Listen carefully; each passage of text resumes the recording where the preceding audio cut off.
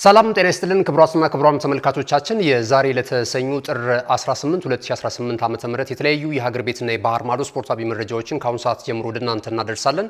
እስከ መረጃዎቻችን ፍጻሜ ድረስ አብራችሁ እንድትቆዩ የምንጋብዛችሁ የመረጃዎቹ አዘጋጅ ገዛኸኝ ዱላይ፣ ካሜራ ባለሙያችን ቢቂላ ተስፋዬ ከኛ ጋር ቆይታ ያደርጋል። አብራችሁ ነው።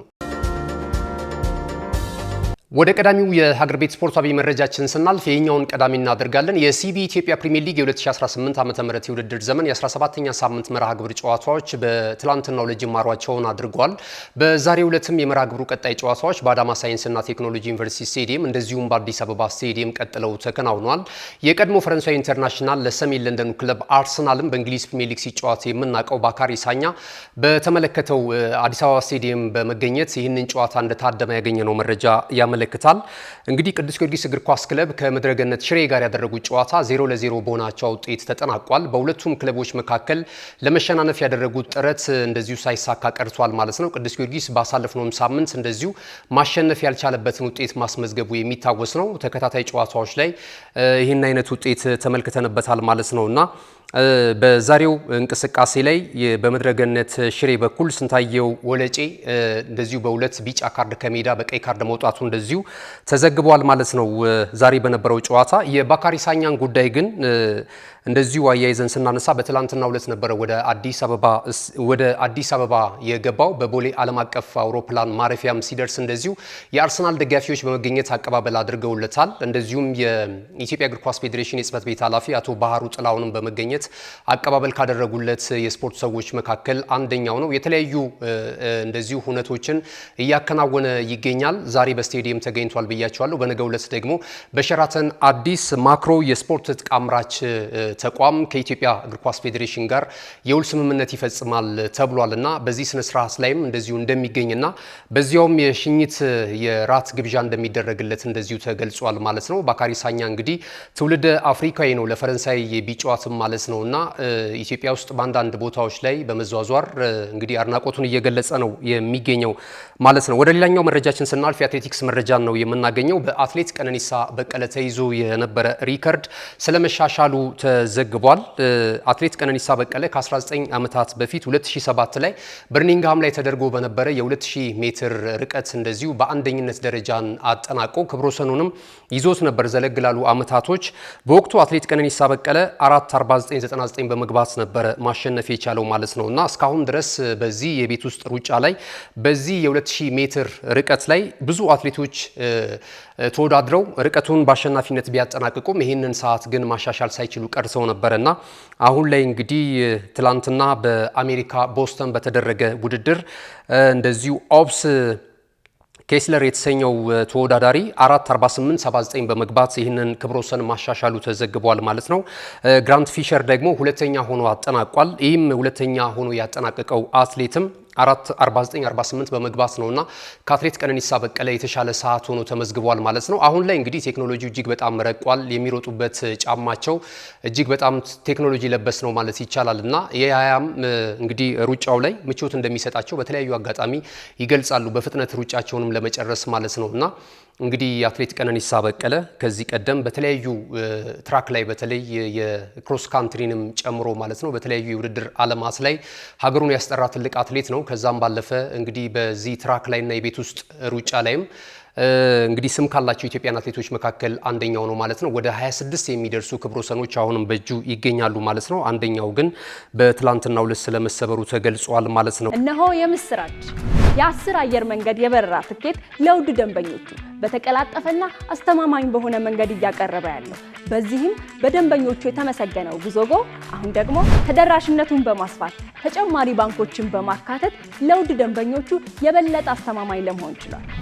የጉዞጎን አፕሊኬሽን ከአፕ ስቶር ወይም ከፕላይ ስቶር በማውረድ የመነሻና የመድረሻ ከተማዎትን መርጠው ዋጋ አወዳድረው የሀገር ውስጥም ሆነ ዓለም አቀፍ በረራ ማድረግ ካሰቡ የበረራ ትኬቶን ክፍያ በአቅራቢያው በሚገኙ ባንኮች አንድም በአካል በመሄድ ወይም በኦንላይን የክፍያ አማራጮች ክፍያዎትን በመፈጸም የበረራ ትኬቶን በእጅ ያስገቡ።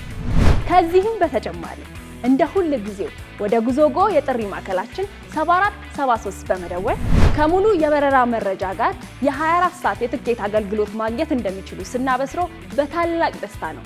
ለበረራዎ ጉዞጎ!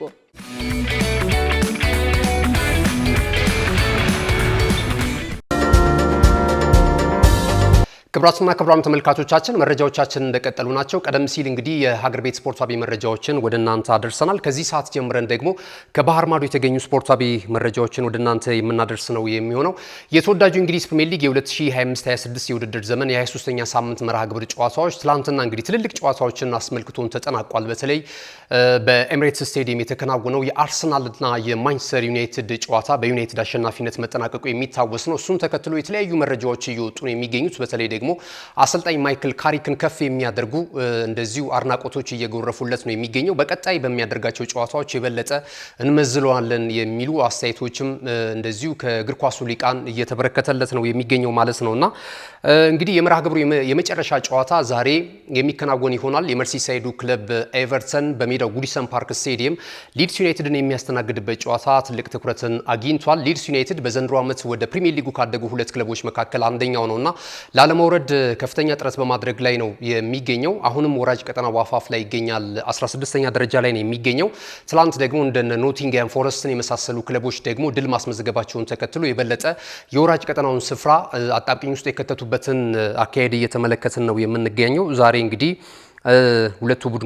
ሁለቱ ቡድኖች ጨዋታቸውን ያደርጋሉ። አርሰናል አሁንም በ50 ነጥብ በቀዳሚነት የደረጃ ሰንጠረዡን በአንደኝነት እየመራ ይገኛል። እኩል 46 ነጥቦች ይዘው የተለያዩ የጎል ክፍያ እንደዚሁ ማስመዝገብ የቻሉት ማንቸስተር ሲቲ እና አስተን ቪላ ደግሞ ሁለተኛና ሶስተኛ ደረጃ ላይ ተቀምጧል። ማንቸስተር ዩናይትድ ደግሞ እንደዚሁ ሶስተኛ ደረጃ ላይ ተቀምጧል ማለት ነው። የሊጉን የከፍተኛ ጎል አስቆጣሪነት ትራክ ደግሞ ኤርሊንግ ብራውት ሃላንድ ከማንቸስተር ሲቲ በቀዳሚነት እየመራ ነው የሚገኘው። ሌሎችን አጫጭር ስፖርታዊ መረጃዎችን ወደ እናንተ እናደርስና የመረጃ ሰዓታችን እናጠናቅቃለን።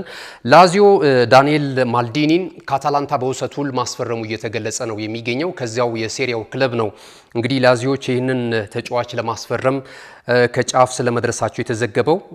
በአጠቃላይ ይህ ዝውውር ስለመጠናቀቁ የተለያዩ የመረጃ ምንጮች እየዘገቡ ነው የሚገኘው። ሌላኛው ከዝውውር ወጣ ስንል ደግሞ የፓትሪክ ዶርጉን ጉዳት እናገኛለን። ፓትሪክ ዶርጉ እንግዲህ ትላንት በነበረው እንቅስቃሴ ላይ በማንቸስተር ዩናይትድ ቤት በጣም ቁልፍ ከነበሩ ተጫዋቾች መካከል አንደኛው ነበረ ማለት ይቻላል። በተከታታይ ጨዋታዎች ላይ ወሳኝ ግቦችን ከመረብ ማሳረፍ ችሏል። በ198ኛው የማንቹሪያን ደርቢ ጨዋታ ላይ አንደኛዋን ጎል ማስቆጠር የቻለው እሱ ነበር በግሩም ሁኔታ።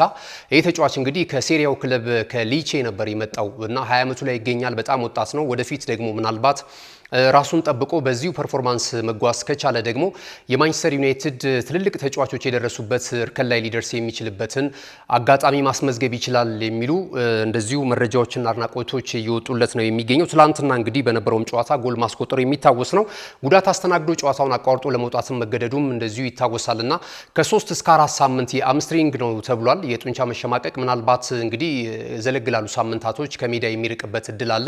በእርግጥ የክለቡ የሕክምና ቡድን እንደዚሁ ሪፖርት የሚያደርገው መረጃ ይጠበቃል። ነገር ግን አሁን በሩመር ደረጃ እየወጡ ያሉ መረጃዎች የሚያመለክቱት ከ3 እስከ 4 ሳምንታት ድረስ ከሜዳ የሚርቅበት እድል እንዳለ ተነግሯል ማለት ነው። ወደ አርሰናል ቤት ስናመራ ትላንት እንግዲህ አርሰናል በተከታታይ ነው የሊጉን መርሃ ግብሮች ላይ እንግዲህ ድል ማስመዝገብ ከተሳነው ማለት ነው። በኖቲንግሃም ፎረስት አቻ ወጣ። ከዛ ባለፈ ከሊቨርፑል ጋርም በተመሳሳይ ባቻ ውጤት ነው ጨዋታውን ያጠናቀቀው። ትላንትና ደግሞ በሽንፈት ጨዋታውን አጠናቋል። ማግኘት ከሚገባው 9 ነጥቦች 7ቱን ጥሏል። 2 ነጥብ ብቻ ነው ማግኘት የቻለውና የአርሰናል ደጋፊዎች እንግዲህ ስጋት ላይ ነው የሚገኙት። ነገር ግን ደግሞ ስጋት የለባችሁም በሚል አሁንም የሊጉን የዋንጫ ክብር ኦፕታ ሱፐር ኮምፒውተር ያወጣው ቅድመ ግምት አለ። የሊጉን የዋንጫ ክብር ያሳካሉ ብሎ ማለት ነውና አሁንም 81% የሻምፒዮናነቱን ሚላ ለአርሰናሎች ሰጥቷቸዋል ማለት ነውና ይህንኑ የ4 ነጥብ ልዩነት አስጠብቀው የሊጉን የዋንጫ ክብር ከ22 ዓመታት በኋላ ያነሳሉ የሚል እንደዚሁ ኦፕታ ግምቱን ሰጥቷል ማለት ነው። ማንቸስተር ሲቲን 8% ነው የሰጠው። እንደዚሁ ደግሞ አስተን ቪላን ወደ 7% ሰጥቶታል። የሊጉን የዋንጫ ክብር ሊያሳኩ ይችላሉ ተብሎ ማለት ነው። የአርሰናል በሰፊ ልዩነት ነው እንደምንመለከተውና መሬት ላይ የሚመዘገበው ውጤትና አሁን ያለበት የአርሰናል አካሄድ በምን አይነት ሁኔታ ታርቆ መድፈኞቹ ከረጅም ዓመታት በኋላ የሊጉን የዋንጫ ክብር ሊያነሱ ይችላሉ የሚለው ነገር እንግዲህ በቀጣይ በሚቀሩት የሊጉ መርሃ ግብር ላይ የምንመለከተው ነው የሚሆነው። ማንቸስተር ሲቲ ኦስካር ቦብን ለምዕራብ ለንደኑ ክለብ እንደዚሁ ፉልሃም አሳልፎ ለመስጠት ከጫፍ ስለመድረሱ እየተገለጸ ነው የሚገኘው።